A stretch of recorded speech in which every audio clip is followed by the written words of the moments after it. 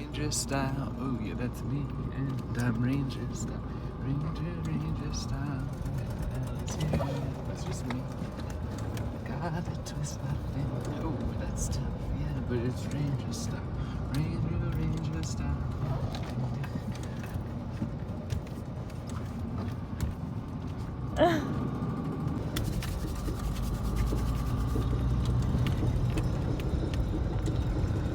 That's Cabbie-Style. That's Cabbie-Style. That's Cabbie-Style.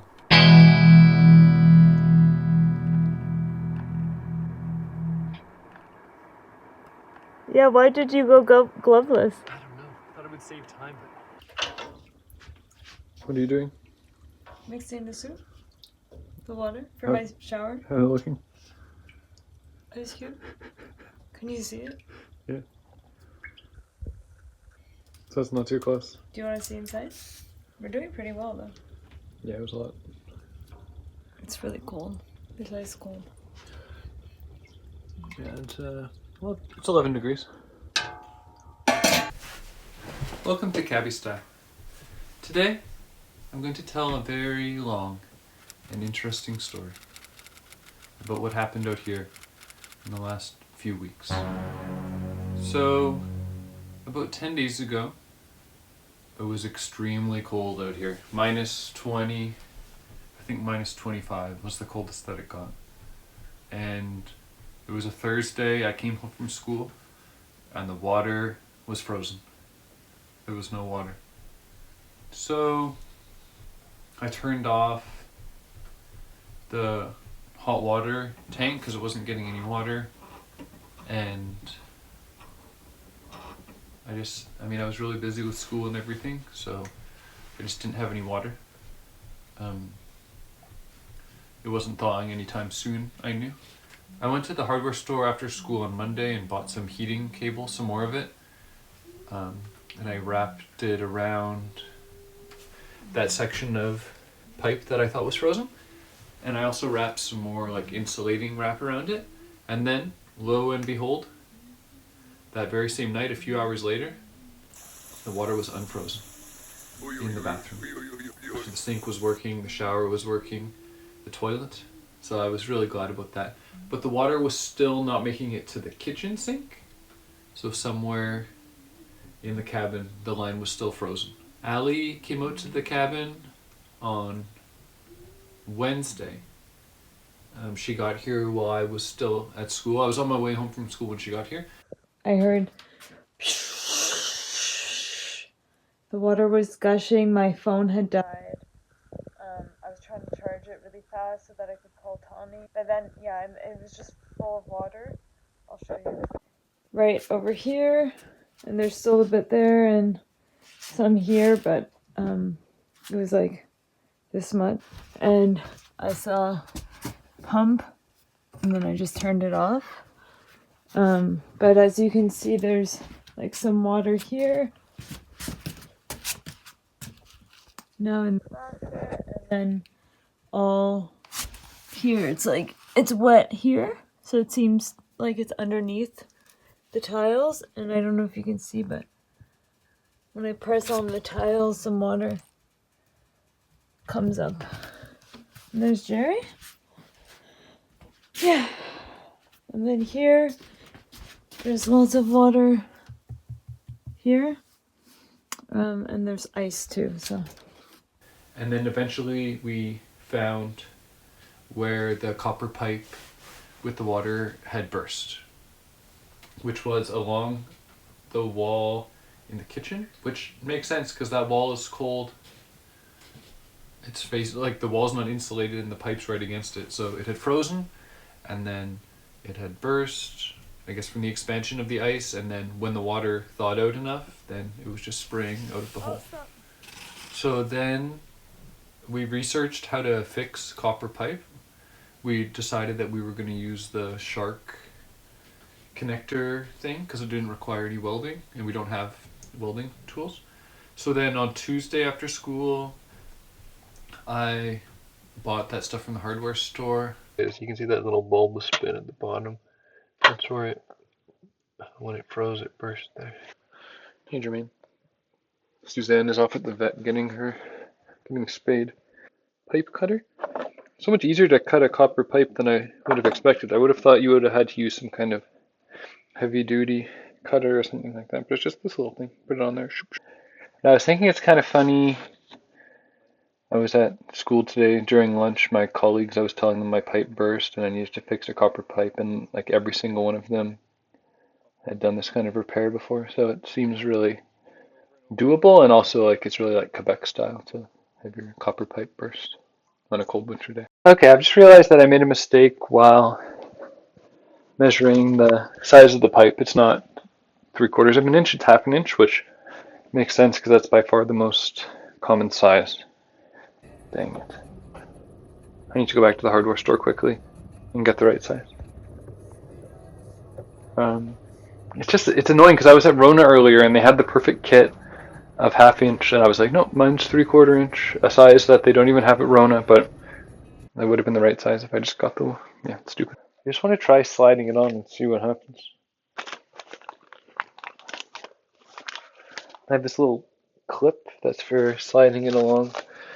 Okay, I'm going to turn off the camera because I'm just going to struggle with this for a while. Hopefully I'll just turn it back on at the end and I'll be victorious. The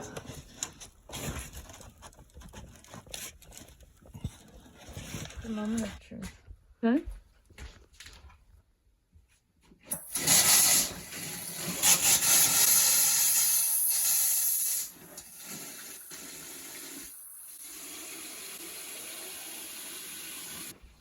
Someone say it's fixed. Sounds fixed. And then so we had water again. And there were other problems too though, like the kitchen sink. I guess the drain, I didn't really focus on insulating the drain lines or putting heat cable on them because I thought it would be okay, the drains. I thought the water would just go down and it would make it out to the septic, but stuff was freezing. Okay. The kitchen drain stayed frozen, so I worked for a long time on getting that thawed out. I used the shop vac to slurp the water out of there and then kept pouring hot water down, and I also put a heat cable and wrapped insulation around the drain pipe. Eventually it cleared and the drain pipe was all good. But then around the same time that we fixed the copper pipe to the kitchen, we noticed that the toilet, it started overflowing. No, our toilet is leaking. It couldn't drain, so the drain pipe in the toilet was frozen, so we had to fix that as well by slurping the water out of there, pouring hot water down, and then also, so then on Saturday we went to the hardware store, got a bunch more insulating stuff, got more heat cable, got more insulating wrap. Also, the toilet was like, when it got backed up, it was leaking out water from underneath, so we got new like wax that the toilet sits on. We had to fix all that. So what did we just do? We were just underneath the cabin. We put heating wire along. We did pretty good work. We put heating wire along the drain, and then we wrapped an insulating wrap around it all to seal the heat in. It's the moment of It's the moment of flush. flush. Let's see how this flushes. I reconnected the water.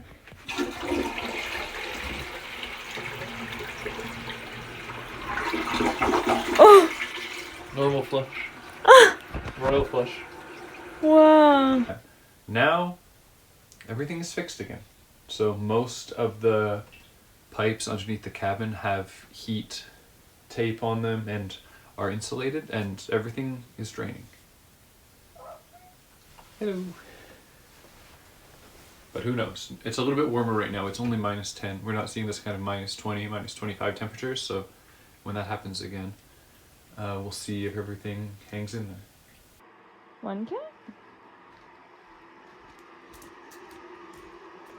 Excuse me. And third cat. Okay, so last week or so, Tommy, or a couple weeks ago, Tommy ordered a heating pad for Mr. Orangine. And so this is me setting it up. I had to move the house to a closer place so that I could plug in the heating pad. There he is, waiting for me to come back out. and moved all the hay, and here he is eating. Yeah, so then we brought him to the vet, and he had lots of problems. Here she is finding some gal, how do you say that, wounds, from animals fighting with him. There he is, Mr. Cute. Ali brought the orange cat home from the vet, then he was back outside, he had his warm house, but then, like, before too long, we heard crazy pained, like, type of, like, cats in a fight sound. We didn't know what it was. Ali was like, what? And I went out to look for him, and he wasn't there. Yeah. And then when he did come back, he was bleeding all on the side of his face. He had been attacked. We don't know by who, because we don't know any other mean cats that live around here. Might have been a raccoon, could have been a skunk. It could have been some other mysterious cat that comes out at night. We don't know. There is another orange cat, but he doesn't seem like that. They seem to get along. Or we can't, but who knows. So then, Ali was just feeling so bad for the orange cat, so she was like, can we bring him in? And I was like, why not? You know, we got an extra room. He's been injured, he was just taken care of. And that's the story of how the orange cat... And he had just gotten his antibiotics from his previous wounds. Yeah. An injection. That's the story of how he was allowed to come inside. So now he's in the extra room. And he's loving it in there. He's like, he's always dreamed of coming inside. Yeah. And now he's in there. He's just lounging, he's chilling, he's warm. He's eating unlimited food. He's using the litter box, he's drinking water. Ali goes in and sees him and comforts him. So now he's inside, and he's going to be adopted soon. So Jerry. it's a successful story overall for the orange cat. It's But not good for him. it's nice for him and Suzanne to be close to each other. Yeah. He just stepped on her. This is kitten food. You don't have any weight to put on, Jones. That's true. He should be on weight loss food. Well, he needs his other one for his Jones crystals and Zempic. stuff. Jones Zembic. He needs it. He's chunkable. But that's true. He does need special food because he has wiener problems. But now, yeah, chaos around here in terms of all the plumbing going wrong and now having 3 cats. It's not relaxing at all. It's not productive, but it's Cabbie-Style. That's Cabbie-Style.